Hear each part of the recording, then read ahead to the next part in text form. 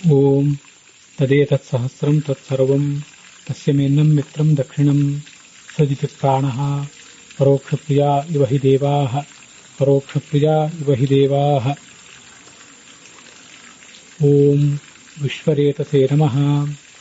ಓಂ ಗೋಭಿರಶ್ವೈಸ್ತ್ವಾಯತಃ ಶಿಶೀಃ ರಾಯೇ ಅಸ್ಮಾನ್ ಇಮಾವುತ್ವಾ ಪಸ್ಪೃಧಾನಾಸೋ ಅತ್ರ ಮಂದ್ರಾಗಿರೋ ದೇವಯಂತೇರುಪಸ್ಥುಃ. ಶ್ರೀ ಗುರುಭ್ಯೋ ನಮಃ. ಮಹಾಭಾರತ ಪ್ರವಚನ ಸರಣಿಯಲ್ಲಿ ಇದು ಅನುಶಾಸನ ಪರ್ವದ 349ನೆಯ ಭಾಗ. ಅದರಲ್ಲಿ ವಿಶ್ವರೇತಾಹ ಅನ್ನುವ 91ನೇ ನಾಮ ವಿಷ್ಣು ಸಹಸ್ರನಾಮ ಸ್ತೋತ್ರದ್ದು, ಅದಕ್ಕೆ ಸಂಬದ್ಧವಾದಂಥ ಬೃಹತಿ ಮಂತ್ರ, ಇವುಗಳನ್ನು ಇವತ್ತು ನಾವು ನೋಡೋರಿದ್ದೇವೆ.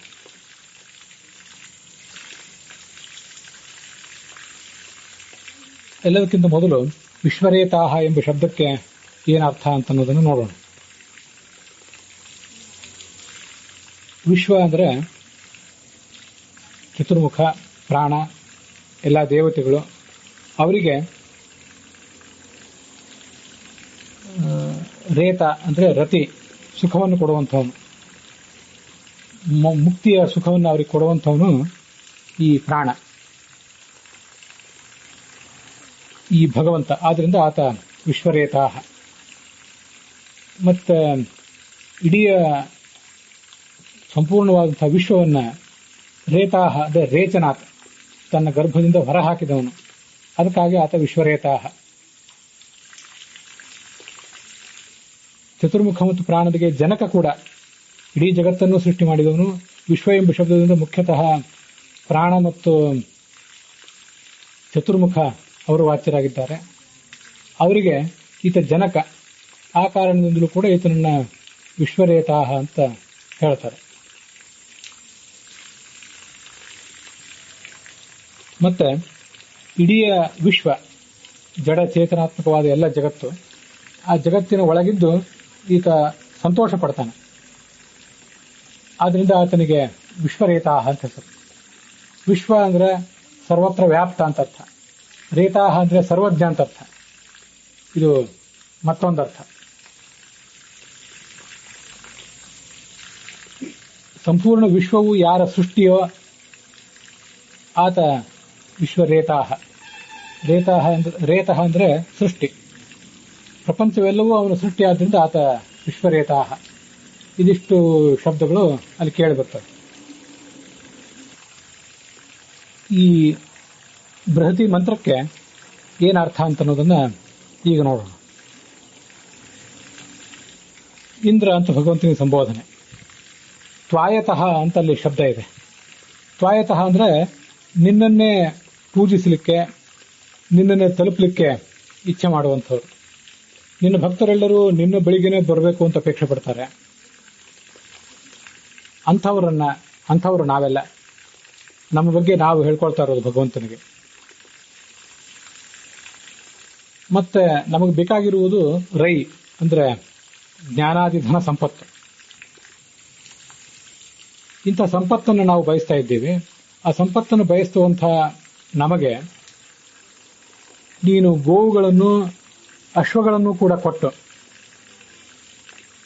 ನಮ್ಮನ್ನ ಸುಖಪಡಿಸಬೇಕು. ರಘುನಾಥ ತೀರ್ಥರು ಹೇಳಿದಂಥ ಅರ್ಥ ಇದೆ. ಇಲ್ಲಿ ನಾವು ಒಂದು ಯಜ್ಞ ಮಾಡ್ತಾ ಇದ್ದೇವೆ. ಈ ಯಜ್ಞದಲ್ಲಿ ಈ ಮಂದ್ರವಾದ, ಗಂಭೀರವಾದಂತಹ ಸ್ವರದಿಂದ ಉಚ್ಚರಿಸಲ್ಪಟ್ಟಂತಹ ಮಂತ್ರಗಳು, ವೇದ ಮಂತ್ರಗಳು, ಅವೆಲ್ಲ ದೇವಯಂತ್ಯ. ಆ ಮಂತ್ರಗಳು ಕೂಡ ಆ ದೇವನಾದ ಪರಮಾತ್ಮನನ್ನ ಸ್ವರ, ವರ್ಣ, ವಾಕ್ಯಗಳ ಮೂಲಕ ಪ್ರತಿಪಾದನೆ ಮಾಡಲಿಕ್ಕೆ ಬಯಸ್ತಾ ಇವೆ. ಆ ವೇದಾಭಿಮಾನಿ ದೇವತೆಗಳಲ್ಲೂ ಕೂಡ ಆ ಭಗವಂತನನ್ನ ಪ್ರತಿಪಾದನೆ ಮಾಡಲಿಕ್ಕೆ ಬಯಸ್ತಾ ಇದ್ದಾರೆ. ಆದ್ರಿಂದಲೇ ಅವರಿಗೆ ತಾ ಮುಂದು ನೀ ಮುಂದು ಅಂತ ಸ್ಪರ್ಧೆ ಪ್ರತಿಯೊಬ್ಬರಿಗೂ. ಇಂತಹ ಸ್ಪರ್ಧೆಯ ಮೂಲಕ ಆ ಗಿರಹ, ಎಲ್ಲ ವೇದವಾಕ್ಯಗಳು ಕೂಡ, ಮತ್ತೆ ಭಾರತ್ಯಾದ್ಯಾಶ್ಚ ಸರ್ವಾಹ ದೇವತಾಹ, ಎಲ್ಲಾ ವೇದಾಭಿಮಾನಿ ದೇವತೆಗಳು ಕೂಡ ಭಗವಂತನೇ ನಿನ್ನ ಬಳಿಗೆ ಬಂದಿದ್ದಾರೆ. ಈ ವಿಶ್ವರೇತಾಹ ಅನ್ನೋ ಶಬ್ದಕ್ಕೆ ರಘುನಾಥ ತೀರ್ಥರು ಹೇಳುವ ಅರ್ಥ ಏನು? ವಿಶ್ವಾಸು ಸಮಸ್ತಾಸು ವೇದವಾಕ್ಷು. ವಿಶ್ವ ಅನ್ನೋ ಶಬ್ದದಿಂದ ಎಲ್ಲ ವೇದವಾಕ್ಯಗಳನ್ನು ಇಟ್ಕೊಳ್ಬೇಕು. ಆದರೆ ಎಲ್ಲದರಲ್ಲೂ ಕೂಡ ರೇತಾಹ, ರೇತಸ್ ಎಂಬ ಶಬ್ದಕ್ಕೆ ಸಾರ ಅಂತ ಅರ್ಥ. ಮನುಷ್ಯನ ದೇಹದಲ್ಲಿರುವಂತಹ 7 ಧಾತುಗಳಲ್ಲೂ ಕೂಡ ಅತ್ಯಂತ ಸಾರಭೂತವಾದದ್ದು ಈ ರೇತಸ್ಸು. ಉಳಿದೆಲ್ಲವೂ ಕೂಡ ಉಳಿಯೋದಿಲ್ಲ, ಒಂದೊಂದು ಕಾಲಕ್ಕೆ ಹೊರಟೋಗ್ತದೆ. ಆದರೆ ಪೀಳಿಗೆಗಳಿಂದ ಪೀಳಿಗೆಗೆ ಮುಂದುವರಿಯುವುದು ಆ ರೇತಸ್ಸು. ರೇತಸ್ಸಿನ ರೂಪದಿಂದ ಮುಂದೆ ಮಕ್ಕಳು, ಮೊಮ್ಮಕ್ಕಳು, ಮರಿಮಕ್ಕಳ ರೂಪದಲ್ಲಿ ಸಂತಾನ ಮುಂದುವರಿತದೆ. ಆದ್ದರಿಂದ ಅದನ್ನು ಸಾರಭೂತ ಅಂತ ವರ್ಣನೆ ಮಾಡ್ತಾರೆ. ಹೀಗೆ ಎಲ್ಲಾ ಶಾಸ್ತ್ರಗಳಲ್ಲೂ ಕೂಡ ಭಗವಂತನೇ ಸಾರಭೂತ, ಇಡೀ ಜಗತ್ತಿನಲ್ಲೂ ಅವನೇ ಸಾರಭೂತ. ಮತ್ತೆ ಎಲ್ಲಾ ಶಾಸ್ತ್ರಗಳಲ್ಲೂ ಕೂಡ ಸಾರಭೂತನಾಗಿ ವರ್ಣಿತನಾದವನು ಅವನೇ ಆಗಿದ್ದಾನೆ. ವಿಶ್ವರೇತಾಹ ಎಂಬ ನಾಮಕ್ಕೆ ಸಂಬದ್ಧವಾಗಿರುವಂತಹ ಬೃಹತಿ ಮಂತ್ರ ಭಗವಂತಾಚಾರ್ಯ ದೃಷ್ಟಿಯಲ್ಲಿ ನೂನತ್ವ ಸೂಯವಸೆ ದುದಕ್ಷನ್ ಅಂತ ಬೇರೆ ಒಂದು ಮಂತ್ರ ಇದೆ. ಆ ಮಂತ್ರದ ಅರ್ಥವನ್ನು ಮುಂದೆ ನೋಡೋಣ. ಈಗ ಪ್ರಸ್ತುತವಾಗಿರುವಂತಹ ಮಂತ್ರಕ್ಕೆ ಆ ರಘುನಾಥ ತೀರ್ಥರ ವ್ಯಾಖ್ಯಾನ ನಾವು ನೋಡಿದ್ದಾಯಿತು. ಇನ್ನು ಭಗವಂತಾಚಾರ್ಯಕ್ಕೆ ಏನು ವ್ಯಾಖ್ಯಾನ ಮಾಡಿದ್ದಾರೆ ಅದನ್ನು ನೋಡೋಣ. ದೇವಯಂತೀಹಿ ಇಂದ್ರಾದಿ ದೇವತಾ ಪ್ರತಿಪಾದಕಾ. ಮೂಲತಃ ಇಂದ್ರಾದಿ ದೇವತೆಗಳನ್ನು ಪ್ರತಿಪಾದನೆ ಮಾಡುವಂತೆ ಕಾಣ್ತವೆ ಮೇಲ್ನೋಟಕ್ಕೆ. ಆದರೆ ಈ ವೇದವಾಕ್ಯಗಳು ಪರಸ್ಪರ ಸ್ಪರ್ಧೆಯಿಂದ ನಿನ್ನನ್ನೇ ಪ್ರತಿಪಾದನೆ ಮಾಡ್ತವೆ. ತ್ವಾಮೇವ ಉಪತಸ್ಥು. ಪರಮ ಮುಖ್ಯ ವೃತ್ತಿಯಿಂದ ಮಹಾತಾತ್ಪರ್ಯದಿಂದ ನಿನ್ನನ್ನೇ ಅವು ಪ್ರತಿಪಾದನೆ ಮಾಡ್ತವೆ. ಮತ್ತೆ ನಮಗೆಲ್ಲರಿಗೂ ಕೂಡ ನಿನ್ನ ಅನುಗ್ರಹದಿಂದ ರಾಯ ವಿದ್ಯಾ ಜ್ಞಾನಧನ ಮೊದಲಾದದ್ದು ಬರಬೇಕಾಗಿದೆ. ಅದಕ್ಕಾಗಿ ನಿನ್ನನ್ನೇ ನಾವೆಲ್ಲರೂ ಕೂಡ ಸ್ತುತಿಸ್ತೇವೆ. ಮೂಲ ವೇದವಾಕ್ಯದಲ್ಲಿ ಶಿಶೀಹಿ ಅಂತ ಶಬ್ದ ಇದೆ. ಆ ಶಿಶೀಹಿ ಅನ್ನೋ ಶಬ್ದಕ್ಕೆ ಒಬ್ಬೊಬ್ಬರದು ಒಂದೊಂದು ಅರ್ಥ ಇದೆ. ಶಿಶೀಹಿ ಅಂದ್ರೆ ನಮ್ಮನ್ನು ನೀನು ಸುಖಪಡಿಸಬೇಕು, ಗೋ ಸಂಪತ್ತು, ಅಶ್ವ ಸಂಪತ್ತು ಮೊದಲಾದೆಲ್ಲವನ್ನು ಕೂಡ ಕೊಟ್ಟು ನಮ್ಮನ್ನು ನೀನು ಸುಖಪಡಿಸಬೇಕು ಅಂತ ರಘುನಾಥ ತೀರ್ಥರ ಅರ್ಥ ಇದೆ. ಭಗವಂತ ಆಚಾರ್ಯರ ಅರ್ಥದಲ್ಲಿ ತೀಕ್ಷ್ಣರನ್ನಾಗಿ ಮಾಡು, ನಮ್ಮನ್ನು ತೀಕ್ಷ್ಣರನ್ನಾಗಿ ಮಾಡು ಅಂತ ಒಂದು ಅರ್ಥ ಬರೆದಿದ್ದಾರೆ. ನಮ್ಮನ್ನ ಸಂಸ್ಕೃತರನ್ನಾಗಿ ಮಾಡು, ಸಂಸ್ಕೃರು ಅಂತ ಅನ್ನೋ ಅರ್ಥವನ್ನ ಸಾಯಣಾಚಾರ್ಯ ವರ್ಣನೆ ಮಾಡಿದ್ದಾರೆ ಅದೇ ಶಬ್ದಕ್ಕೆ, ಆ ಶಿಶೀಹಿ ಅನ್ನೋ ಶಬ್ದಕ್ಕೆ. ಅದನ್ನ ಮುಂದೆ ಅನ್ವಯಾರ್ಥ ಬಂದಾಗ ನೋಡೋಣ. ಈಗ ಆ ಮಂತ್ರಕ್ಕೆ ಇರುವಂತಹ ಅನ್ವಯಾರ್ಥ ನಾವು ನೋಡಬೇಕಾದದ್ದು. ಹೇ ಇಂದ್ರ ಸಂಬೋಧನ. ತ್ವಾಯತಃ ತ್ವಾಂ ಪೂಜಯಿತು. ನಿನ್ನನ್ನು ಬಯಸುವುದು ಅಂದ್ರೆ ನಿನ್ನನ್ನು ಪೂಜಿಸುವುದು ಮತ್ತು ನಿನ್ನನ್ನು ಬಂದು ತಲುಪಲಿಕ್ಕೆ ಬಯಸುವಂಥವ್ರು. ಇಚ್ಛತಃ ಅಸ್ಮಾನ್ ನಮ್ಮನ್ನ, ರಾಯೇ ಅದು ಚತುರ್ಥಿ ವೃತ್ತಿ ಏಕವಚನ, ಧನಾದಿ ಸಂಪತ್ತಿಗಾಗಿ ಆಗೊಂದರ್ಥ, ಜ್ಞಾನಾದಿ ಸಂಪತ್ತಿಗಾಗಿ ಅಂತ ಮುಖ್ಯವಾದ ಅರ್ಥ. ಗೋಭಿಹಿ ವೇದವಾಕ್ಯಗಳಿಂದ, ಶ್ರುತಿಭಿಹಿ ನಾವಿಲ್ಲಿ ತಿಳ್ಕೊಳ್ಬೇಕಾದದ್ದು ಗೋವು ಅಂದ್ರೆ ಕೇವಲ ಗೋವುಗಳಲ್ಲ, ಗೋವುಗಳು ಶ್ರುತಿಗಳು. ಅಶ್ವ ಅಂದ್ರೆ ಕುದುರೆಗಳು ಅಂತ ಒಂದು ಅರ್ಥ ಇದೆ. ಅದಲ್ಲದೆ ಇಂದ್ರಿಯಗಳು, ನಮಗೆ ವೇದವಾಕ್ಯಗಳು ಬೇಕು ಮತ್ತೆ ಇಂದ್ರಿಯಗಳು ಕೂಡ ಬೇಕು. ಆ ಇಂದ್ರಿಯಗಳನ್ನು ಕೊಟ್ಟು ನಮಗೆ ಸುಖಯ ಅನ್ನೋ ಶಬ್ದಕ್ಕೆ ಶಿಶೀಹಿ ಅನ್ನೋದಕ್ಕೆ ಸುಖಯ, ಸುಖಪಡಿಸುವಂತ ರಘುನಾಥ ತೀರ್ಥರ ಅರ್ಥ. ತೀಕ್ಷ್ಣರನ್ನಾಗಿ ಮಾಡುವಂತ ಭಗವಂತ ಆಚಾರ್ಯರ ಅರ್ಥ. ಸಂಸ್ಕೃತರನ್ನಾಗಿ ಮಾಡುವಂತ ಸಾಯಣಾಚಾರ್ಯರ ಅರ್ಥ. ನಾವಿಲ್ಲಿ ಸಂಸ್ಕೃತರನ್ನಾಗಿ ಮಾಡು ಅನ್ನೋ ಅರ್ಥವನ್ನ ಇಟ್ಕೊಳ್ಳೋಣ. ನಮಗೆ ಸಂಪನ್ನರನ್ನಾಗಿ ಮಾಡೋದು ಭಾವಾರ್ಥ ನೋಡಿದ್ರೆ ಗೊತ್ತಾಗ್ತದೆ. ನಮಗೆಲ್ರಿಗೂ ಕೂಡ ನೀನು ವೇದ ಸಂಪತ್ತನ್ನು ಕೊಟ್ಟು, ಆ ವೇದ ಸಂಪತ್ತನ್ನು ಅರ್ಥ ಮಾಡ್ಕೊಳ್ಳಿಕ್ಕೆ ಬೇಕಾಗಿರುವಂತಹ ಇಂದ್ರಿಯ ಸಂಪತ್ತನ್ನು ಕೊಟ್ಟು ನಮ್ಮನ್ನು ಸಂಪನ್ನರನ್ನಾಗಿ ಮಾಡು. ಇಮಾಹ ಈ ವೇದವಾಕ್ಯಗಳು, ಇಮಾಹ ಗಿರಹ, ಅಲ್ಲಿ ಮಂದ್ರಾಹ ಅಂದ್ರೆ ಗಂಭೀರವಾದದ್ದು ಅಂತ ಅರ್ಥ. ಆ ಗಂಭೀರ ಅನ್ನೋದನ್ನು ನಾವು ಮುಂದಕ್ಕೆ ಕೂಡ ಅನ್ವಯ ಮಾಡ್ಕೊಳ್ಬಹುದು. ಗಂಭೀರವಾಗಿ ನಿನ್ನ ಬಳಿಗೆ ಬರ್ತವೆ ಅಂತ ಮುಂದೂ ಅನ್ವಯ ಮಾಡ್ಕೊಳ್ಬಹುದು. ಗಿರಹ ಅಂದ್ರೆ ಗೀರ್ ಅಂದ್ರೆ ವೇದವಾಕ್ಯಗಳು, ಗಿರಹ ಶ್ರುತಯ ಅವೇ ವೇದವಾಕ್ಯಗಳೇ. ಅತ್ರ ಯಜ್ಞೆ ಈ ಯಜ್ಞದಲ್ಲಿ, ದೇವಯಂತೀಹಿ ಅಂದ್ರೆ ದೇವನಾದ ನಿನ್ನನ್ನು ಪ್ರತಿಪಾದನೆ ಮಾಡಲಿಕ್ಕೆ ಬಯಸುವವುಗಳಾಗಿ, ದೇವಂ ಪ್ರತಿಪಾದಯಿತು ಇಚ್ಛಂತ್ಯ ಪಸ್ಪೃಧಾನಾಸಹ ಅಂದ್ರೆ ಪರಸ್ಪರಂ ಸ್ಪರ್ಧಾಂ ಕುರುವಂತ್ಯ ಪರಸ್ಪರ ಸ್ಪರ್ಧೆ ಮಾಡ್ತಾ ನಾ ಮುಂದು ನೀ ಮುಂದು ಅಂತ ಸ್ಪರ್ಧೆ ಮಾಡ್ತಾ ತ್ವಾ ಅಂದ್ರೆ ನಿನ್ನನ್ನು ಅಂತ ಅರ್ಥ. ಬರೇ ನಿನ್ನನ್ನು ಅಲ್ಲ, ಆ ತ್ವಾ ಅನ್ನೋ ಶಬ್ದಕ್ಕೆ ವ್ಯಾಪ್ತನೂ ಸರ್ವಜ್ಞನೂ ಆದ ನಿನ್ನನ್ನು. ಉಪಸ್ಥುಹು ಉಪತಸ್ಥುಹು ಅಂತ ಲೌಕಿಕ ಸಂಸ್ಕೃತದ ಶಬ್ದ. ಉಪಸ್ಥುಹು ಅಂತ ಈ ವೇದವಾಕ್ಯದಲ್ಲಿರುವ ಶಬ್ದ. ಅದಕ್ಕೆ ಪ್ರಾಪುಹು ಬಂದವು, ನಿನ್ನ ಬಳಿಗೆ ಬಂದವು ಅಂತ ಅದರ ತಾತ್ಪರ್ಯ. ವಿಶ್ವರೇತಾಹ ಎಂಬ ಶಬ್ದದಿಂದ ಇಲ್ಲಿ ನಾವು ನೋಡ್ತಿರುವ ಮಂತ್ರಕ್ಕೆ ಏನು ಸಂಬಂಧ ಇದೆ, ಈ ಮಂತ್ರ ಅದನ್ನು ಹೇಗೆ ವ್ಯಾಖ್ಯಾನ ಮಾಡಿದೆ ಅಂತ ಅನ್ನೋದನ್ನ ಈಗ ನೋಡೋಣ. ವಿಶ್ವ ಅಂದ್ರೆ ಸರ್ವತ್ರ ವ್ಯಾಪ್ತ. ನಾವು ಹಿಂದೆ ನೋಡಿದ್ದೇವೆ.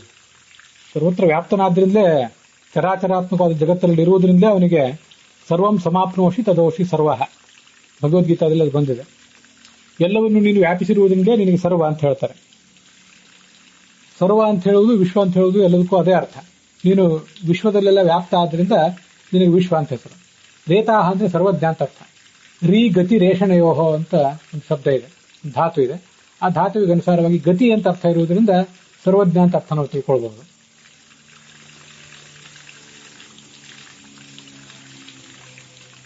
ಇದನ್ನ ಬೇರೆ ಬೇರೆ ವ್ಯಾಖ್ಯಾನಕಾರರು ಹೇಳೇ ಇದ್ದಾರೆ.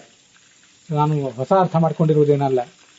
ಇದೇ ಅರ್ಥವನ್ನೇ ತ್ವಾ ಅನ್ನುವ ಶಬ್ದ, ವೇದವಾಕ್ಯದಲ್ಲಿರುವ ತ್ವಾ ಎಂಬ ಶಬ್ದ ವರ್ಣನೆ ಮಾಡಿದೆ. ಇಮಾ ಉ ತ್ವಾ ಅಂತ. ತ್ವಾವು ನಿನ್ನನ್ನೇ, ಅಥವಾ ಈ ಗಿರಹ ವೇದವಾಕ್ಯಗಳೇ, ಈಗ ಅರ್ಥ ಮಾಡ್ಕೊಳ್ಬಹುದು. ತ್ವಾ ಅಂದ್ರೆ ಏನು? ತಥೋ ವೇತ್ತೀತಿ ಚ ತ್ವಂ ಸಹ. ಬ್ರಹ್ಮಾಂಡ ಪುರಾಣದ ಮಾತು ಐತರೇಯ ಭಾಷ್ಯದಲ್ಲಿ ಉದ್ಧೃತ ಆದದ್ದು. ತ್ವ ಅನ್ನುವಲ್ಲಿ ತ ಮತ್ತು ವ ಎರಡು ಅಕ್ಷರಗಳಿವೆ. ಅಲ್ಲಿ ತ ಎಂಬ ಅಕ್ಷರ ತತ ವ್ಯಾಪ್ತ ಆದವನು ಅನ್ನುವ ಎರಡಕ್ಷರದ ಶಬ್ದದ ಒಂದು ಸಂಕ್ಷಿಪ್ತ ರೂಪ ತ ಅನ್ನುವುದು. ಮತ್ತು ವಾ ಅನ್ನುವುದು ವಾಗತಿ ಗಂಧನಯೋಹ ಅಂತ ಧಾತು. ಆದ್ರಿಂದ ವಾ ಅಂತ ಬಂದಿದೆ. ಆದ್ರಿಂದ ವಾ ಅಂದ್ರೆ ಸರ್ವಜ್ಞ ಅಂತ ಅರ್ಥ. ಅದನ್ನೇ ವಾ ಅನ್ನುವುದನ್ನ ರೇತಾಹ ಅನ್ನುವುದು ಹೇಳಿದೆ, ತತ ಅನ್ನುವುದನ್ನೇ ವಿಶ್ವ ಅಂತ ಹೇಳಿದೆ. ಹೀಗೆ ಐತರೇಯ ಭಾಷ್ಯದಲ್ಲಿ ಬಂದಿರುವಂತಹ ತಥೋ ವೇತ್ತಿ ಚಿತ ತ್ವಂ ಸಹ ಅನ್ನೋದನ್ನು ನಾವು ತಿಳ್ಕೊಳ್ಬೇಕಿದೆ. ಮತ್ತೆ ಮತ್ತೊಂದು ವ್ಯಾಖ್ಯಾನ ಇದೆ. ವಿಶ್ವಂ ಯಸ್ಯ ರೇತಃ. ರೇತಃ ಅಂದ್ರೆ ಸೃಷ್ಟಿ ಅಂತ ಅರ್ಥ. ಸೃಷ್ಟವಾದಂತಹ ವಸ್ತು, ಸೃಷ್ಟಿಸಲ್ಪಟ್ಟಂತಹ ವಸ್ತು ಅಂತ ಅರ್ಥ.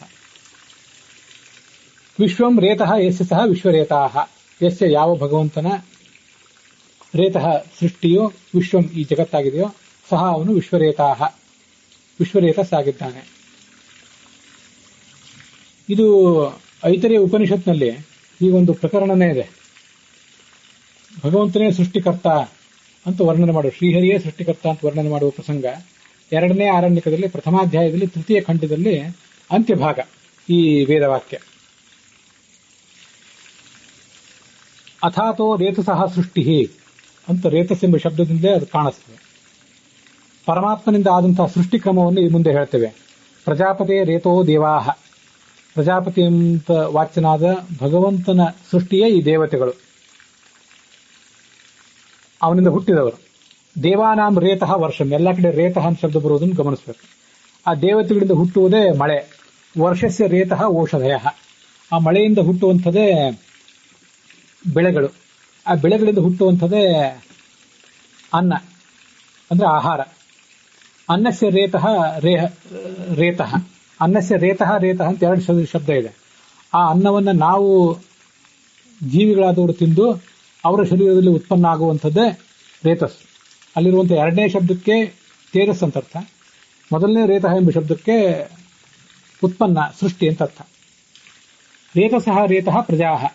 ಆ ರೇತಸ್ಸಿನಿಂದ ಹುಟ್ಟುವಂಥವರೇ ಪ್ರಜೆಗಳು. ಮತ್ತೆ ಪ್ರಜಾನಾಂ ರೇತಃ ಹೃದಯಂ. ಆ ಪ್ರಜೆಗಳ ಮನಸ್ಸಂಕಲ್ಪ, ಜೀವಿಗಳಿಂದ ಅವ್ರ ಮನಸ್ಸಂಕಲ್ಪ ಆಗ್ತದೆ, ಇಂಥ ಕೆಲಸವನ್ನು ಮಾಡಬೇಕು, ಹೀಗೆ ಮಾಡಬಾರದು ಅಂತ. ಸಂಕಲ್ಪ ಅಂದ್ರೆ ಮಾಡುವುದು, ಹೀಗೆ ಮಾಡಬೇಕು ಅಂತ. ವಿಕಲ್ಪ ಅಂದ್ರೆ ಹೀಗೆ ಮಾಡಬಾರದು, ಇನ್ನೊಂದು ರೀತಿಯಾಗಿ ಮಾಡಬೇಕು ಅಂತ ವಿಕಲ್ಪ. ಹೃದಯಸ್ಯ ರೇತಃ ಮನಃ. ಮನಸಃ ರೇತಃ ವಾಕ್.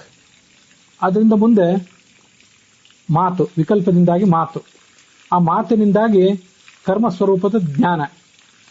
ವಾಚೋ ರೇತಃ ಕರ್ಮ, ಹೀಗೆ ಮಾಡಬೇಕು ಅಂತ ಅವನು ಮಾತನಾಡಿ ಆಮೇಲೆ ಕರ್ಮವನ್ನು ಮಾಡ್ತಾ ಹೋಗ್ತಾನೆ.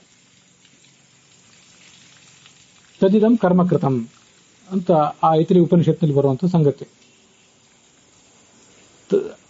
ಆ ಐತರಿ ಉಪನಿಷತ್ತಿನ ಭಾಷ್ಯದಲ್ಲಿ ಸಯೇಷ ಭಗವಾನ್ ವಿಷ್ಣು ಪ್ರಜಾಪತಿ ರೀತಿರಿತಃ ತಸ್ಮಾತ್ ಜಾತಾಹ ಸರ್ವವೇದಾಹ, ಪರಮಾತ್ಮನಿಂದ ಹುಟ್ಟುವಂಥವು ಎಲ್ಲಾ ವೇದಗಳು. ಬ್ರಹ್ಮಾದ್ಯಾಹ ತೇಭ್ಯ ಏವ ಚ ವೃಷ್ಟಿ ಸಂಜಾಯತೆ ತಸ್ಯಾಹ ಸರ್ವಾಹ ಓಷಧಯ ಅಭವನ್. ಅಲ್ಲಿ ಹುಟ್ಟಿದವು ಜಾತಾಹ ಅಂತೇನು ಶಬ್ದ ಇದೆಯಲ್ಲ, ಜಾತ ಅನ್ನುವುದು ಆ ರೇತಃ ಅನ್ನೋ ಶಬ್ದದ ವಿವರಣೆ. ಹೀಗೆ ರೇತಃ ಅನ್ನೋ ಶಬ್ದಕ್ಕೆ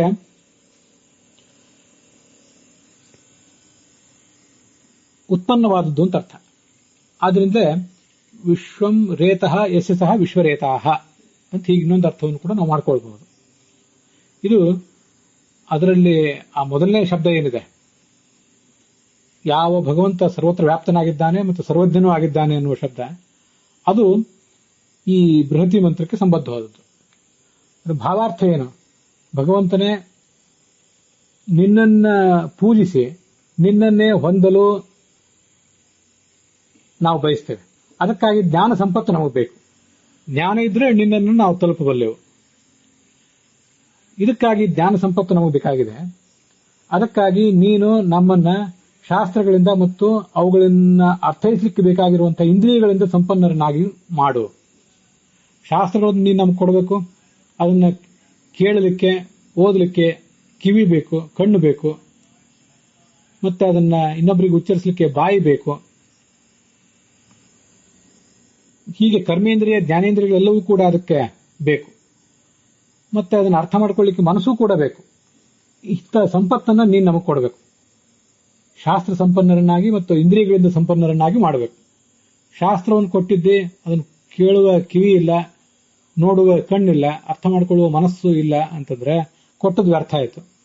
ಇಂದ್ರಿಯಗಳಿಗೆ ಬೇಕಾದ ಶಕ್ತಿ ಇದೆ, ಅದನ್ನು ಅರ್ಥ ಮಾಡಿಕೊಳ್ಳುವಂತಹ, ಅದನ್ನ ಸದ್ಬಳಕೆ ಮಾಡಿಕೊಳ್ಳುವಂತಹ ಪ್ರವೃತ್ತಿಯೇ ನಮಗಿಲ್ಲದೆ ಹೋದ್ರೆ, ಶಾಸ್ತ್ರವನ್ನು ನಮಗೆ ಎದುರುಗಡೆ ಯಾರು ಕೊಟ್ಟಿದ್ದರೂ ಅದನ್ನು ಮಾಡ್ಕೊಳ್ಳದೆ ಹೋದ್ರೆ ಅದು ವ್ಯರ್ಥವೇ. ಇಂದ್ರಿಯಗಳ ಶಕ್ತಿಯನ್ನೂ ಕೊಡು, ಮತ್ತೆ ಶಾಸ್ತ್ರಗಳನ್ನು ನಮಗೆ ಕೊಡು ಅಂತ ನಮ್ಮ ಪ್ರಾರ್ಥನೆ. ಈ ಶ್ರುತಿಗಳು ನಿನ್ನನ್ನು ಪ್ರತಿಪಾದಿಸುವ ಉದ್ದೇಶದಿಂದಲೇ ಪರಸ್ಪರ ಸ್ಪರ್ಧೆ ಮಾಡ್ತಾ ಈ ಯಜ್ಞದಲ್ಲಿ, ಈ ಯಜ್ಞ ಅಂತ ಬಂತು, ಪುರುಷೋ ವಾವ ಯಜ್ಞ, ಕಳೆದ ದಿವಸ ಕೂಡ ಅದನ್ನು ನೋಡಿದ್ದೇವೆ. ಭಗವಂತನ ಪೂಜಾರೂಪವಾದ ಯಜ್ಞ ಈ ನಮ್ಮ ಜೀವನ.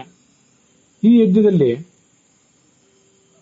ಸರ್ವವ್ಯಾಪ್ತನೂ ಸರ್ವಜ್ಞನೂ ಆದ ನಿನ್ನ ಬಳಿ ಸಾರಿವೆ. ಹೇಗೆ ಬಂದಿವೆ? ಗಂಭೀರವಾಗಿ. ಅವು ಹೇಳುವುದೆಲ್ಲ ನೇರವಾಗಿ ನಮ್ಗೆ ಅರ್ಥ ಆಗೋದಿಲ್ಲ.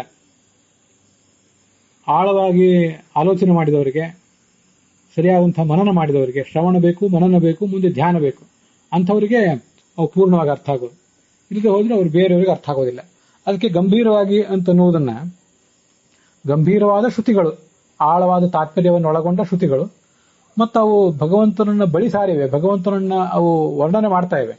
ಅದು ಹೇಗೆ ವರ್ಣನೆ ಮಾಡ್ತಾ ಇವೆ ಅಂದ್ರೆ, ವರ್ಣನೆ ಮಾಡುವುದು ಕೂಡ ಗಂಭೀರವಾಗೇ ಮಾಡ್ತೇವೆ, ನೇರವಾಗಿ ಯಾರಿಗೂ ಅದರ ತಾತ್ಪರ್ಯ ಆಗೋದಿಲ್ಲ. ಹೀಗೆ ವರ್ಣನೆ ಮಾಡಿವೆ ಅಂತ ಅದರ ತಾತ್ಪರ್ಯವನ್ನು ನಾವು ತಿಳ್ಕೊಳ್ಬೇಕು.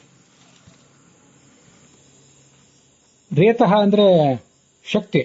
ಭಗವಂತನಿಗೆ ನಮ್ಮಂತೆ ಭೌತಿಕವಾದಂತಹ ಶಕ್ತಿ ತೇರಸ್ಸಿಲ್ಲ. ಅಭೌತಿಕವಾದಂತಹ ತನ್ನ ಮಾಯೆಯಿಂದ, ರೇತಃ ಅಂತ ಆತನ ಮಾಯಾ ಅಂತ ನಾವು ತಿಳ್ಕೊಳ್ಬಹುದು. ಆತನ ಶಕ್ತಿ ವಿಶ್ವಕ್ಕೆ ಕಾರಣವಾದ ತೇರಸ್ಸುಳ್ಳವನು. ಆದರೆ ಭಗವಂತನಿಗೆ ರೇತಸ್ ಎಂಬ ಶಬ್ದವು ಪ್ರಯುಕ್ತ ಆಗಿದೆ. ಪುಮಾನ್ ರೇತಸ್ಸಿಂಚತಿ ಯೋಷಿತಾಯಾಮ್ ಬಫೀ ಪ್ರಜಾ ಪುರುಷಾತ್ ಸಂಪ್ರಸೂತಾಹ ಅಂತ ಅಥರ್ವಣ ಉಪನಿಷತ್ತಲ್ಲಿ ಮಾತಿದೆ. ಅದಕ್ಕೆ ಭಾಷ್ಯ ಬರೆಯುವಾಗ ವಾಸುದೇವ ಪುಮಾನ್ ನಾಮ ಪೂರ್ಣತ್ವಾತ್ ಸ ಸ್ವಯೋಷಿತಿ ರಮಾಯಾಮ್ ಗರ್ಭ ಮದಧಾತ್ ಪ್ರಜಾಸ್ತಸ್ಮಾ ಪ್ರಜಜ್ಞರೇ. ಭಗವಂತನಿಗೆ ಪುರುಷ ಅಂತ ಹೆಸರು. ಯಾಕೆಂದ್ರೆ ಪೂರ್ಣನಾದ್ರಿಂದ. ಪೂರ್ಣನಾದ ವಾಸುದೇವ ತನ್ನ ಪತ್ನಿಯಾದ ರಮಾದೇವಿಯಲ್ಲಿ ತನ್ನ ತೇಜಸ್ಸನ್ನು ಇಡ್ತಾನೆ. ಆದ್ದರಿಂದ ಈ ಜಗತ್ತೆಲ್ಲವೂ ಕೂಡ ಮುಂದೆ ಹುಟ್ಟುತ್ತದೆ. ಇದು ಅಥರ್ವಣ ಉಪನಿಷತ್ನಲ್ಲಿ ಬಂದದ್ದು. ಮಮ ಯೋನಿರ್ ಮಹದ್ಬ್ರಹ್ಮ ತಸ್ಮಿನ್ ಗರ್ಭಂ ದದಾಮ್ಯಹಂ ಸಂಭವ ಸರ್ವಭೂತಾನ ತಥೋ ಭವತಿ ಭಾರತ ಅಂತ ಭಗವದ್ಗೀತಾದಲ್ಲೂ ಕೂಡ ಬಂದಿದೆ. ಮಹದ್ಬ್ರಹ್ಮ ಲಕ್ಷ್ಮೀದೇವಿಯೇ ನನ್ನ ಪತ್ನಿ, ಅವಳಲ್ಲಿ ನಾನು ಗರ್ಭವನ್ನ ಇಡುತ್ತೇನೆ ಅಂತ ಭಗವಂತ ಹೇಳ್ಕೊಂಡಿದ್ದಾನೆ. ವಿಶ್ವಂ ಋಣಾತಿ ಇತಿ ವಿಶ್ವರೇತಾಹ ರೀ ಗತಿ ರೇಷಣೆಯೋ ಅಂತಿದೆಯಲ್ಲ, ವಿಶ್ವಂ ಋಣಾತಿ ಜಗತ್ತೆಲ್ಲವನ್ನೂ ಒಳಗೆ ಪ್ರವೇಶ ಮಾಡಿದ್ದಾನೆ ಅದಕ್ಕೆ ನಿಯಾಮಕನಾಗಿ. ಇದು ವಿಶ್ವಂ ಋಣಾತಿ, ಆದ್ರಿಂದ ವಿಶ್ವರೇತಾಹ ಅಂತ ಒಂದು ಶಬ್ದ. ಇನ್ನೊಂದು ವಿಶ್ವಂ ಅನ್ನೋ ಶಬ್ದ ಬೇರೆ, ರೇತಾಹ ಅನ್ನೋ ಶಬ್ದ ಬೇರೆ. ವಿಶ್ವಂ ಅನ್ನೋದಕ್ಕೆ ಸರ್ವತ್ರ ವ್ಯಾಪ್ತ ಅಂತ ಅರ್ಥ, ರೇತಾಹ ಅಂತಂದ್ರೆ ಎಲ್ಲವನ್ನು ತಿಳಿದವನು ಅಂತ ಅರ್ಥ. ವಿಶ್ವಂ ಚ ರೇತಾಶ್ಚ ವಿಶ್ವರೇತಾಹ, ಇದು ನಾನು ಈಗಾಗಲೇ ಹಿಂದೆ ಹೇಳಿದ್ದೆ. ಈ ವಿಶ್ವವಾಯುರುದಾಹೃತಃ, ಎಲ್ಲಾ ಜೀವರಲ್ಲೂ ಕೂಡ ಅತ್ಯಂತ ಶ್ರೇಷ್ಠನಾದವನು ವಿಶ್ವವಾಯು. ಅವನಿಗೆ ಚತುರ್ಮುಖ ಬ್ರಹ್ಮನಿಗೆ ನಿಯಾಮಕನಾದವನೇ ಈ ಭಗವಂತ.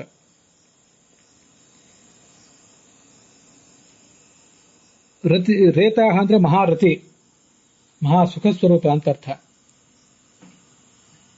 ಈ ಭಗವಂತ ವಿಶ್ವ ಎಲ್ಲಾ ಗುಣರೂಪನಾದವನು, ಸರ್ವಗುಣರೂಪನಾದವನು, ಅನಂತ ಗುಣ ಪರಿಪೂರ್ಣ ಮತ್ತು ಸುಖ ಸ್ವರೂಪನು ಕೂಡ ಹೌದು. ಈ ಕಾರಣದಿಂದ ಆತನನ್ನು ವಿಶ್ವರೇತಾಹ ಅಂತ ಹೇಳ್ತಾರೆ. ಹೀಗೆ ವಿಶ್ವರೇತಾಹ ಅಂದ್ರೆ ಸಕಲ ಸದ್ಗುಣ ಪರಿಪೂರ್ಣ ಮತ್ತು ಆನಂದ ಸ್ವರೂಪ ಅಂತ ಅರ್ಥ. ರೇತಾಹ ಎಂಬಲ್ಲಿ ಟಕಾರ ನಮಗೆ ಕೇಳಿ ಬರ್ತದೆ. ಈಗ ನಾವು ನೋಡಿದ ನಿಷ್ಪತ್ತಿಗಳಲ್ಲೆಲ್ಲ ವಿಶ್ವಂ ಋಣಾತಿ ಅಂದ್ರೆ ಅವನು ಸರ್ವತ್ರ ವ್ಯಾಪ್ತನಾದವನು, ವಿಶ್ವ ಅಂದ್ರೆ ಸರ್ವತ್ರ ವ್ಯಾಪ್ತ, ರೇತ ಅಂದ್ರೆ ಸರ್ವಜ್ಞ, ಎಲ್ಲವನ್ನೂ ತಿಳಿದವನು, ಹೀಗೆ ಅರ್ಥವನ್ನು ನೋಡಿದ್ವಿ. ಮತ್ತೆ ರೇತ ಅಂತಂದ್ರೆ ಸೃಷ್ಟಿ ಅಂತನೋ ಅರ್ಥವನ್ನು ಕೂಡ ನೋಡಿದ್ವಿ. ಇಲ್ಲಿ ಎಲ್ಲೂ ಕೂಡ ಆ ತ ಎಂಬ ಅಕ್ಷರ ಹೇಗೆ ಬಂತು ಅನ್ನೋದಕ್ಕೆ ನಮಗೆ ಸಮಾಧಾನ ಸಿಗೋದಿಲ್ಲ. ರಿಗತವು ಮೊದಲಾದ ಕೆಲವು ಧಾತುಗಳು ಕಂಡು ಬರ್ತವೆ. ರಿಗತವು ಅಂತ ಧಾತುವನ್ನು ಇಟ್ಕೊಂಡಾಗ ಆ ಧಾತುವಿಗೆ ಕ್ತ ಪ್ರತ್ಯಯ ಬಂದ್ರೆ, ಗತ, ಭುಕ್ತ, ಪ್ರೀತ, ಜಾತ ಇಂಬೆಲ್ಲ ಕ್ತ ಪ್ರತ್ಯಯ ಇದೆಯಲ್ಲ, ಹಾಗೆ ರಿಗತವು ಧಾತುವಿಗೆ ಕ್ತ ಪ್ರತ್ಯಯ ಬಂದ್ರೆ ರಿತ ಅಂತ ಆಗ್ತದೆ. ಮತ್ತೆ ಅದಕ್ಕೆ ಸ್ವಲ್ಪ ಗುಣ ಸಂಧಿ ಮೊದಲಾದವುಗಳಾದಾಗ ಗುಣಾಕ್ಷರ ಬಂದಾಗ ಅದನ್ನೇ ರೇತ ಅಂತ ಆಗ್ತದೆ ಅಂತ ತಿಳ್ಕೊಳ್ಬಹುದು. ಅದಲ್ಲದೆ ರೇಕೃ, ಶಂಕಾಯಾಮ್, ರೇವೃ ಗತವು, ರೇವು ಗತವು ಮೊದಲಾದ ಧಾತುಗಳಿವೆ. ಆ ರೇವು ಗತವು ಮೊದಲಾದ ಧಾತುಗಳಲ್ಲಿ ವಕಾರ ಹೊರಟೋಗಿ ರೇ ಅಂತ ಉಳಿದಾಗ, ಅದಕ್ಕೆ ಕ್ತ ಪ್ರತ್ಯಯ ಸೇರಿದಾಗ ಅದು ರೇತ ಅಂತ ಆಗ್ತದೆ ಅಂತ ನಾವು ತಿಳ್ಕೊಳ್ಬಹುದು. ಹೀಗಿದು ಜಾತ, ಪ್ರೀತ, ಭುಕ್ತ ಮೊದಲಾದ ಕಡೆ ತ ಹೇಗಿದೆಯೋ ಹಾಗೆ ರೇತ ಎಂಬಲ್ಲೂ ಕೂಡ ತ ಪ್ರತ್ಯಯದ ಭಾಗವಾಗಿ ರೇತ ಎಂಬುದಾಗಿದೆ ಅಂತ ನಾವು ತಿಳ್ಕೊಳ್ಬಹುದು. ಮತ್ತೆ ರೇತಾಹ ಎಂಬಲ್ಲಿ ಋಣಾತಿ ಅಂತ ಏನಿದೆಯಲ್ಲ, ರೀ ಧಾತುವನ್ನು ಇಟ್ಕೊಂಡಿದ್ದಾರೆ, ರೀ ಗತಿ ರೇಷಣಯೋಹ ಅಂತ. ಆ ರೀ ಗತಿ ರೇಷಣಯೋಹ ಅನ್ನುವ ಧಾತುವಿಗೆ ಅಲ್ಲೂ ಕೂಡ ಕ್ತ ಪ್ರತ್ಯಯ ಬಂದಾಗ, ಕರ್ತರ್ಥದಲ್ಲಿ ಕ್ತ ಪ್ರತ್ಯಯ, ಸಾಮಾನ್ಯವಾಗಿ ಕರ್ಮಾರ್ಥದಲ್ಲಿ ಕ್ತ ಪ್ರತ್ಯಯ ಬರುವುದು, ಕೆಲವು ಧಾತುಗಳಿಗೆ ಕರ್ತರ್ಥದಲ್ಲಿ ಕ್ತ ಪ್ರತ್ಯಯ ಬರ್ತದೆ. ಹಾಗೆ ಬಂದಾಗ ರೀ ಗತಿ ರೇಷಣಯೋಹ ಅನ್ನೋ ಧಾತುವಿಗೆ ಕ್ತ ಪ್ರತ್ಯಯ ಬಂದು ರೇತ ಅಂತಾಗಿದೆ ಅಂತ ನಾವು ತಿಳಿಯಬಹುದು. ಇವತ್ತಿನ ವ್ಯಾಕರಣದಲ್ಲಿ ರೇತ ಎಂಬಲ್ಲಿ ಆ ತ ಎಂಬುದು ತುಟ ಆಗಮ. ಅನೇಕ ಶಬ್ದಗಳಿಗೆ ನಿಷ್ಪತ್ತಿ ಹೇಳುವಾಗ ಆಗಮ, ಆದೇಶ ಇತ್ಯಾದಿಗಳನ್ನು ಹೇಳ್ತಿರ್ತಾರೆ. ಅಂಥದ್ದೊಂದು ಕೇವಲ ಶಬ್ದದ ನಿಷ್ಪತ್ತಿಗಾಗಿ ತೋರಿಸಲ್ಪಡುವಂತಹ ಒಂದು ಆಗಮ ಇವತ್ತಿನ ವ್ಯಾಕರಣದಲ್ಲಿ. ಅದಕ್ಕಿಂತ ಹೆಚ್ಚಿನ ಅರ್ಥವನ್ನ ನಾವು ತಿಳ್ಕೊಳ್ಬೇಕು. ಹಾಗೆ ನೋಡಿದಾಗ ಈ ರೇತ ಅನ್ನುವುದನ್ನ ಕ್ತ ಪ್ರತ್ಯಯದ ಒಂದು ಭಾಗ ಅಂತ ನಾವು ಹೇಳಬಹುದು. ಅದಲ್ಲದೆ ವಿಶ್ವರೇತಾಹ ಎಂಬಲ್ಲಿ ವಿಶ್ವ ಅಂದ್ರೆ ಗುಣಪೂರ್ಣ ಅಂತ ಅರ್ಥ. ರೇತ ಅಂದ್ರೆ ರೇ ಅನ್ನುವುದು ಆ ನಶ್ವರವಾದಂತಹ ಜಗತ್ತನ್ನು ಹೇಳ್ತದೆ. ಅದರಲ್ಲಿ ತ ಅಂದ್ರೆ ವ್ಯಾಪ್ತನಾದವನು, ತತ ಅಂದ್ರೆ ವ್ಯಾಪ್ತ ಅಂತ ಹೀಗೆ ಅರ್ಥವನ್ನು ಇಟ್ಕೊಳ್ಬಹುದು. ಹಾಗಾದಾಗ ತ ಅನ್ನುವ ಅಕ್ಷರ ಪೂರ್ಣವಾಗಿ ಸಾರ್ಥಕ ಆಗ್ತದೆ. ಇಲ್ಲದೆ ಹೋದ್ರೆ ಅದೊಂದು ಕೇವಲ ಯಾವುದೋ ಪ್ರತ್ಯಯದ ಒಂದು ಭಾಗವಾದಾಗ ಕೇವಲ ಶಬ್ದದ ನಿಷ್ಪತ್ತಿಗಾಗಿ ಮಾತ್ರ ಅದನ್ನು ತೋರಿಸಿ ಆ ಶಬ್ದದ ಸಾಧುತ್ವವನ್ನು ಹೇಳುವುದು ಅಷ್ಟು ಸಮಾಧಾನ ಕೊಡೋದಿಲ್ಲ. ಆದ್ರಿಂದಾಗಿ ಅದನ್ನ ತ ಎಂಬಲ್ಲಿ ತತತ್ ಭಗವಂತನ ವ್ಯಾಪ್ತತ್ವವನ್ನು ಅದು ಹೇಳ್ತದೆ ಅಂತ ಹೇಳಿದಾಗ ಸ್ವಲ್ಪ ನಮಗೆ ಸಮಾಧಾನ ಅನಿಸಬಹುದು. ಆಚಾರ್ಯರು ಅನೇಕ ಕಡೆ ಹೇಳಿದ ನಿಷ್ಪತ್ತಿಗಳಿಗೆ ಅದು ಸರಿ ಹೊಂದುತ್ತದೆ. ಲಕ್ಷಾಲಂಕಾರದಲ್ಲಿ ವಿಶ್ವರೇತಾಹ ಅನ್ನೋ ಶಬ್ದಕ್ಕೆ ಅರ್ಥ ಏನು ಬಂದಿಲ್ಲ. ಮುಂದೆ ಶಾಂಕರ ಭಾಷ್ಯ, ಪರಾಶರ ಭಟ್ಟರ ವ್ಯಾಖ್ಯಾನ ಅದಕ್ಕನುಸಾರವಾಗಿ ಆ ವಿಶ್ವರೇತಾಹ ಅನ್ನೋ ಶಬ್ದಕ್ಕೆ ಏನು ಅರ್ಥ ಅನ್ನೋದನ್ನು ಈಗ ನೋಡೋಣ. ವಿಶ್ವಕ್ಕೆ ಕಾರಣ ಅಂತ ಶಾಂಕರ ಭಾಷ್ಯದಲ್ಲಿ ಅರ್ಥ. ವಿಶ್ವವನ್ನ ಕಾರ್ಯವನ್ನಾಗಿ ಹೊಂದಿರುವವನು. ಈಗಾಗಲೇ ನಾವು ಅರ್ಥ ನೋಡಿದ್ದೀವಿ. ವಿಶ್ವವು ಅವನ ಸೃಷ್ಟಿ ಅಂದ್ರೂ ಕಾರ್ಯ ಅಂದ್ರೂ ಒಂದೇ. ತನ್ನ ಸೇವೆಗೋಸ್ಕರ ಎಲ್ಲಾ ಪ್ರಜೆಗಳಿಗೂ ಜ್ಞಾನೇಂದ್ರಿಯ, ಕರ್ಮೇಂದ್ರಿಯ ಮೊದಲಾದವುಗಳನ್ನು ಕೊಟ್ಟವನು. ಏತಸ್ಮಾತ್ ಜಾಯತೆ ಪ್ರಾಣ ಮನಸ್ಸರ್ವೇಂದ್ರಿಯಾಣಿ ಚ ಅಂತ ಮುಂಡಕೋಪನಿಷತ್ತಿನ ಮಾತನ್ನ ಪರಾಶರ ಭಟ್ಟರು ಉದ್ಧರಿಸ್ತಾರೆ. ಹೀಗೆ ನಮಗೆ ಇಡೀ ಪ್ರಪಂಚ, ಪೃಥ್ವಿ, ಅಪ್ಪು, ತೇಜಸ್ಸು ಮೊದಲಾದವುಗಳಿಂದ ಕೂಡಿದಂತಹ ಈ ಪ್ರಪಂಚ, ನಮ್ಮ ದೇಹ, ಇದೆಲ್ಲವೂ ಕೂಡ ಇರುವುದು ಅವನ ಸೇವೆಗಾಗಿ. ವಿಶ್ವಂ ರೇತೋ ಭಗವತೋ ವಿಶ್ವರೇತ ಹರಿಸ್ಮೃತಃ. ಜ್ಞಾನೇಂದ್ರಿಯಾದಿಕಂ ವಿಶ್ವಂ ಪರಿಚರ್ಯಾರ್ಥಮೇವ ಹಿ. ಜ್ಞಾನೇಂದ್ರಿಯ, ಕರ್ಮೇಂದ್ರಿಯ ಮೊದಲಾದೆಲ್ಲವೂ ಕೂಡ ಅವನ ಪರಿಚರ್ಯೆಗಾಗಿಯೇ ಇರೋದು. ಯಃ ಪ್ರಜಾನಾಂ ಕರೋತಿ ಇತಿ ವಿಶ್ವರೇತಾಶ್ಚ ಸಸ್ಮೃತಃ. ಈ ಸತ್ಯಸಂಧ ಸ್ವಾಮಿಗಳ ವ್ಯಾಖ್ಯಾನದಲ್ಲಿ ಜಗತ್ತಿಗೆ ಕಾರಣ ವಿಷ್ಣೋರ್ ಭುವನಸ್ಯ ರೇತಃ ಅಂತ ಒಂದು ವೇದವಾಕ್ಯವನ್ನು ಅವರು ಉದ್ಧರಿಸ್ತಾರೆ. ವಿಶ್ವ ಅಂದ್ರೆ ವಾಯು, ವಿಶ್ವ ವಾಯು ಸಮುದ್ದಿಷ್ಟ ಅಂತ ನಾವು ಹಿಂದೆ ನೋಡಿದ್ದೀವಿ. ಪೂರ್ಣತ್ವ ಜೀವಸಂಗತಃ, ಅದನ್ನ ಸತ್ಯಸಂಧ ಸ್ವಾಮಿಗಳು ತಮ್ಮ ವ್ಯಾಖ್ಯಾನದಲ್ಲಿ ಹೇಳ್ತಾರೆ. ಅಲ್ಲಿಗೆ ವಿಶ್ವರೇತಾಹ ಎಂಬ ಶಬ್ದದ ವ್ಯಾಖ್ಯಾನ ಸಮಾಪ್ತ ಆಗಿದೆ. ಜಗತ್ತೆಲ್ಲವೂ ಭಗವಂತನ ಸೃಷ್ಟಿ. ಆ ಜಗತ್ತಿನಲ್ಲೇ ಸೇರಿದಂತಹ ಈ ಬ್ರಹ್ಮಾಂಡದ ಒಂದು ಭಾಗವಾದಂತಹ ನಮ್ಮ ಈ ಶರೀರವು ಕೂಡ ಆ ಭಗವಂತನ ಸೃಷ್ಟಿಯೇ. ಅದನ್ನು ಭಗವಂತನ ಪೂಜೆಗೆ ಒಂದು ಉಪಕರಣ ಅಂತ ಭಾವಿಸಿ ಆ ಶಾಸ್ತ್ರಗಳ ಜ್ಞಾನ ಇತ್ಯಾದಿಗಳನ್ನು ಪಡೆದು ಆ ಭಗವಂತನನ್ನು ನಾವು ತಲುಪಲಿಕ್ಕೆ ಬಯಸಬೇಕು ಅನ್ನೋದನ್ನು ಆ ವೇದವಾಕ್ಯವು ವರ್ಣನೆ ಮಾಡ್ತದೆ. ಅಲ್ಲಿಗೆ ಈ ಭಾಗ ಸಮಾಪ್ತ ಆಗಿದೆ.